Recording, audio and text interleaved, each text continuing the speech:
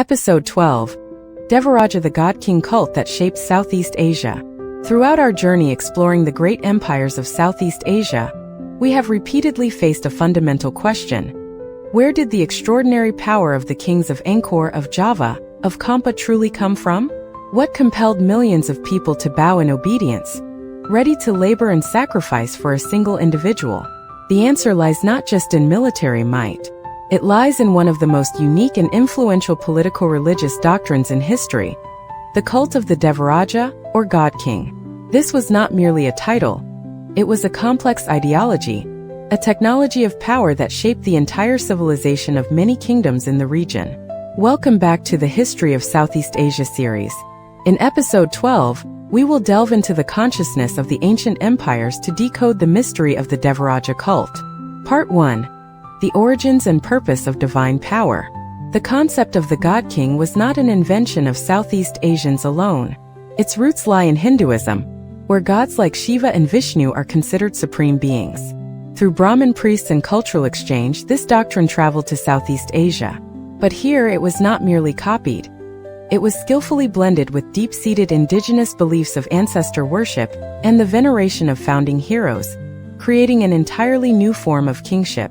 One of the earliest pieces of evidence for the deification of a king comes from the island of Java. The Kangal inscription, dated to 732 AD, records that King Sanjaya of the Mataram dynasty erected a linga, the phallic symbol of the god Shiva, to sanctify and legitimize his new dynasty. But why was this doctrine so appealing to the kings of Southeast Asia? Its purpose was remarkably clear and effective. Politically, it provided absolute legitimacy. The king was no longer just the strongest chief among chieftains. He was a god chosen by the heavens. His authority was indisputable, and to rebel against him was not just an act of treason, but an act of blasphemy. Socially, it created a clear hierarchical social order with the king at the apex, as the sole intermediary between the human and divine realms. All subjects had a duty to obey and serve their divine monarch. Economically, this was its most critical purpose. By transforming himself into a god, the king had the authority to mobilize vast human and material resources for great projects.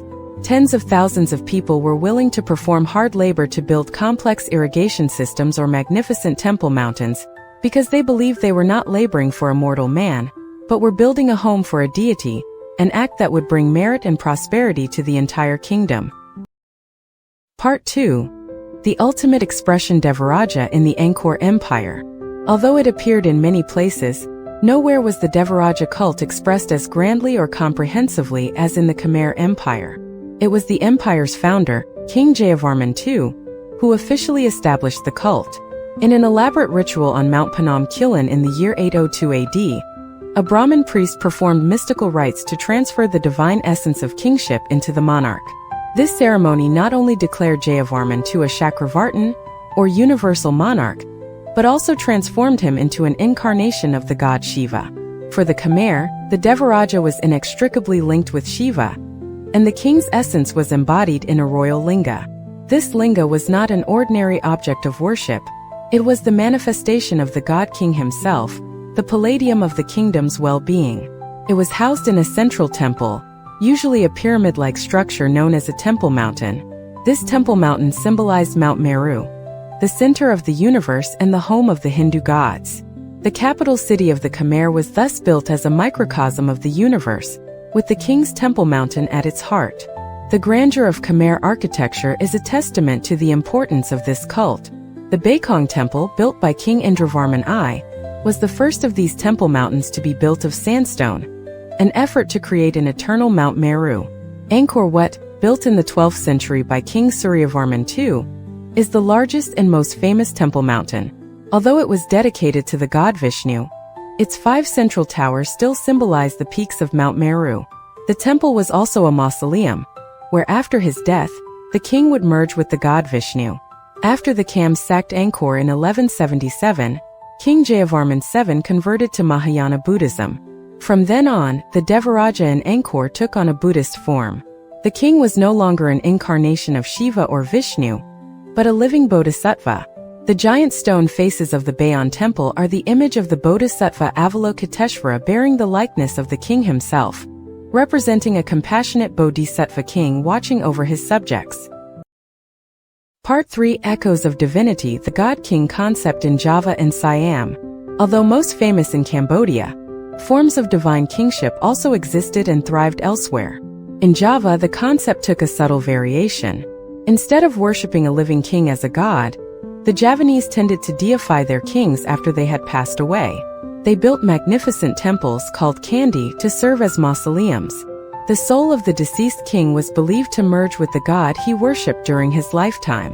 What is particularly unique is that the statue of the god placed in the central chamber of the candi was often carved with the portrait features of the deceased king. For example, many scholars believe the magnificent statue of Shiva in the main temple of the Prambanan complex is the deified portrait of King Balitung, one of the great kings of the Mataram dynasty. Thus, the temple was both a place to worship the god and to venerate the deified royal ancestor. In Siam, Thailand, the kings of the Ayutthaya kingdom, after conquering Angkor and absorbing Khmer culture, also adopted the god-king model. Although Ayutthaya was a Theravada Buddhist kingdom, a religion that theoretically has no supreme gods like Hinduism, the king was nonetheless treated as a near-divine figure with absolute power. Complex court rituals, a royal language, and symbols of power were all borrowed from Angkor.